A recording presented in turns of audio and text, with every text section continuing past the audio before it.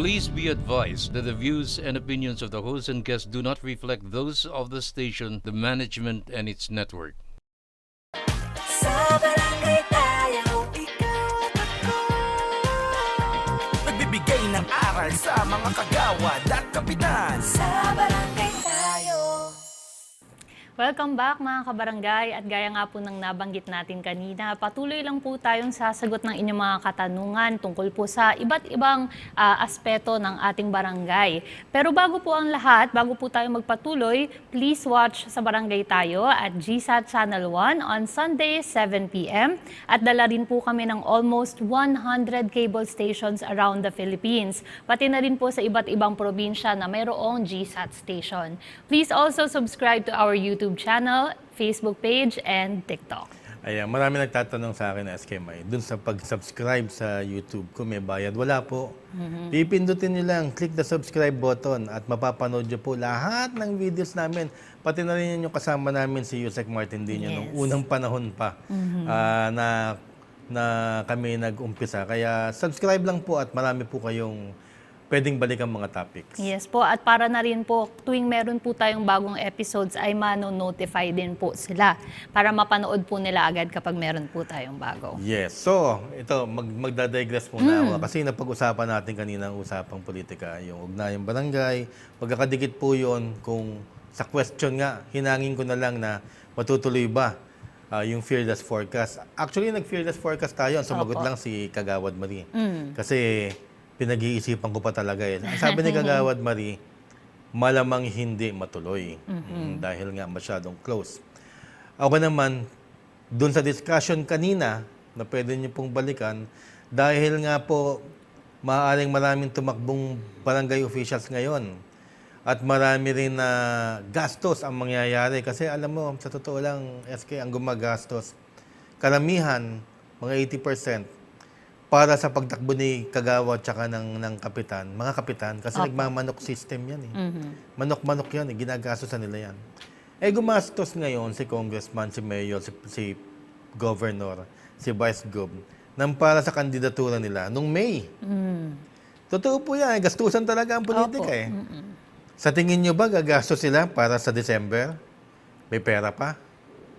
So ako nga rin eh, leaning towards baka hindi matuloy. Opo. Kasi kung maaalala mo noon, nung 2 years ago na postpone yung election, sinabi ni Pangulong Marcos na matutuloy. Pero last minute, kung maaalala nyo sa news report, na yung mga governors ng Pilipinas wrote a letter to the President to postpone, i-consider na i-postpone ang election.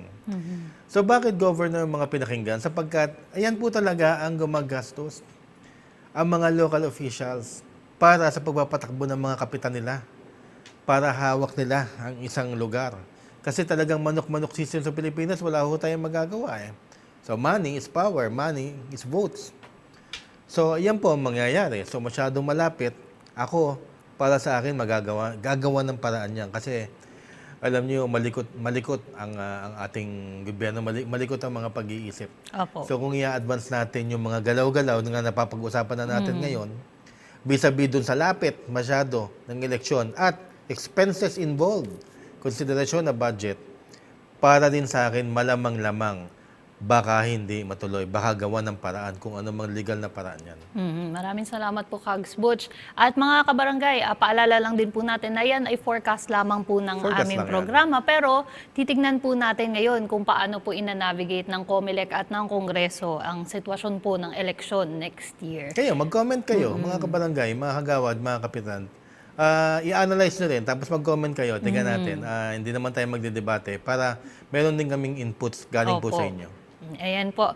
Mga kabarangay, dumako naman po tayo ngayon sa inyo po mga katanungan. Meron po tayong tanong tungkol po sa BAC. Ito po, paano po kung ang BAC chairman at chairman rin daw po ng Committee on Finance? Pwede po ba ito? Ayan, walang problema yan. Opo. Kasi usually, yung mga committee na parang iisa ang hawak, pinag-iisa na lang yan ng kapitan. Halimbawa, pinag-uusapan natin Finance Committee, APRO na lang.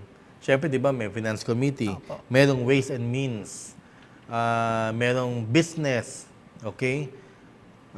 Economic affairs. Alam niyo, pinag-iisa-isa na lang yan. Opo. Into finance. Nandun na lahat. Pati powers ng ways and means nandun na. Opo. Sa internal rules nyo na lang makikita kasi pagka-constitute ng komite, yung mga members, tsaka yung chairman, kagawad, mag-uusap, ito ang mga ating mga gagawin.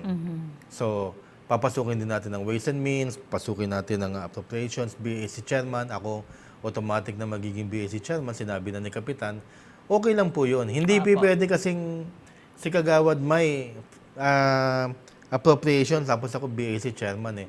Baka kasi mag-overlap kami ng trabaho. Opo. Meron mga projects na...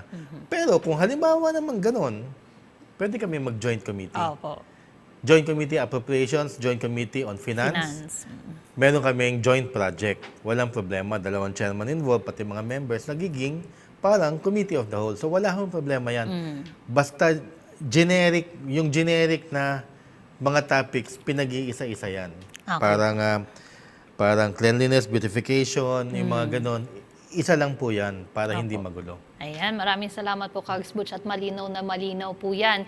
Ito naman po, para po sa mga nagtatanong, ano po ba ang oras ng pagpasok ng kapitan, kagawad, at ng mga barangay employees? Dahil sa nature ng government na meron tayong corporate nature, na dapat ang kilos natin ay para tayong isang korporasyon. Opo. Dapat talaga 8 to 5. Purely, officially office hours.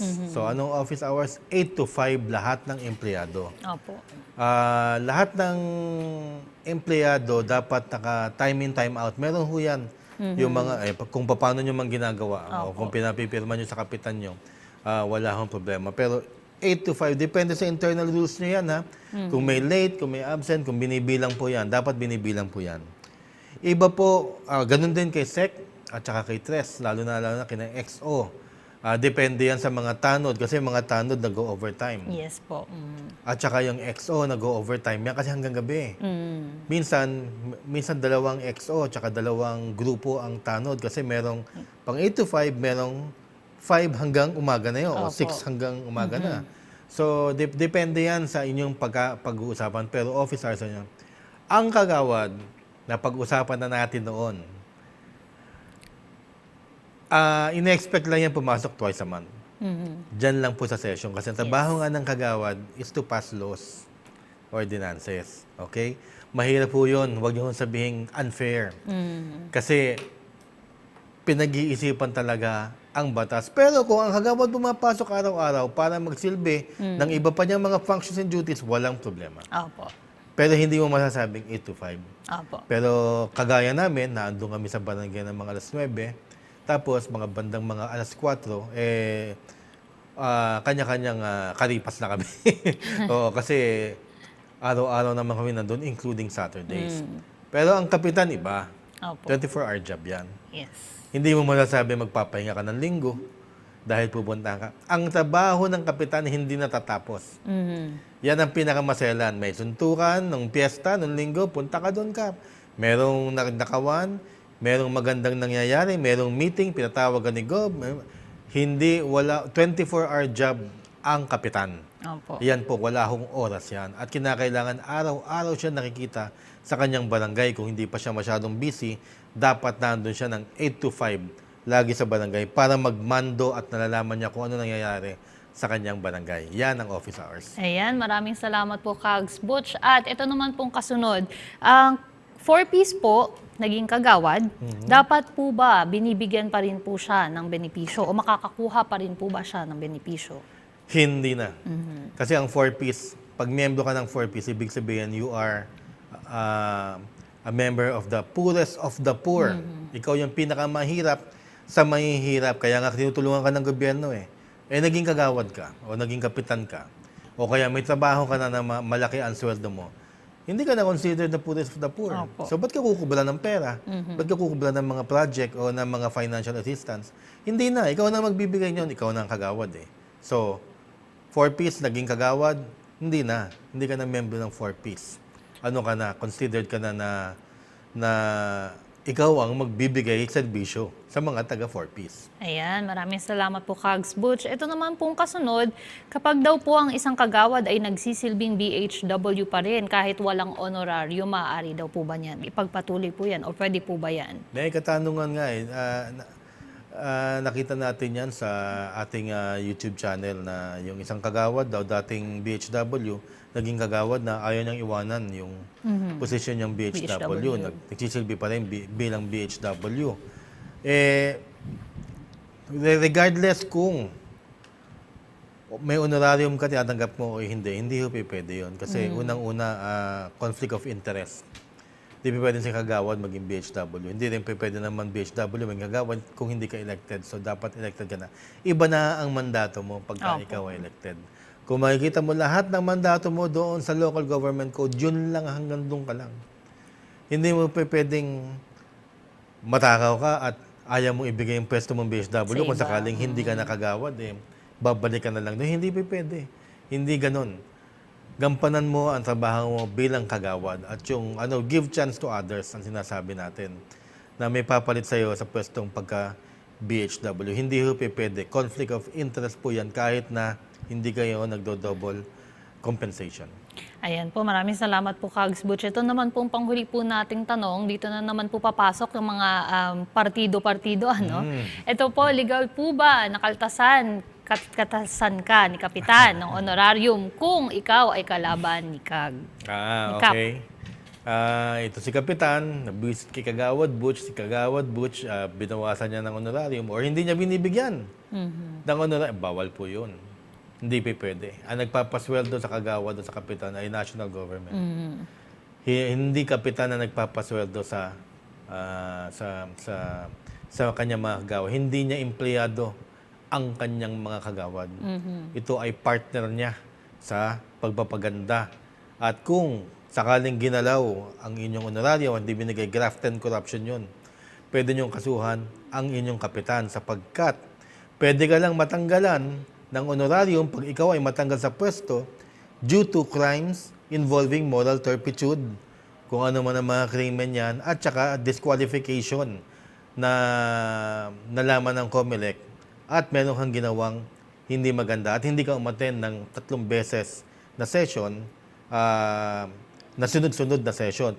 Ayun lang, doon ka matatanggal sa kagawad. Doon wala ka ng honorarium, pero para sabihan ka ni Kap, gagamitin yon para sa politika. Bawal po yun. Graft and corruption, grave abuse of authority. Sakali po na yung nagpadala po ng tanong na ito ay nakakaranas po ng ganitong klase ng pamumulitika at mga galawan, Kags Butch. Sino po ba ang una nilang lalapitan? DILG po ba? Ombudsman? Saan po sila maaaring lumapit? Well, lagi natin sinasabi, SK, may sa ombudsman, dumiretso ka na. DILG, walang mangyayari dyan. Uupuan nila yan, magkakakilala ang kapitan, tsaka DILG officials. Maraming salamat po, Kags Butch, sa mga sagot po ninyo sa ating mga katanungan. Pero mga kabarangay, wag po kayong aalis dahil meron pa po tayong mga sasagutin ng tanong sa ating pong last na segment. Lahat po yan sa pagbabalik lang ng Sa Barangay Tayo. Nagbibigay ng aral sa mga kagawad at kapitan. Sa barangay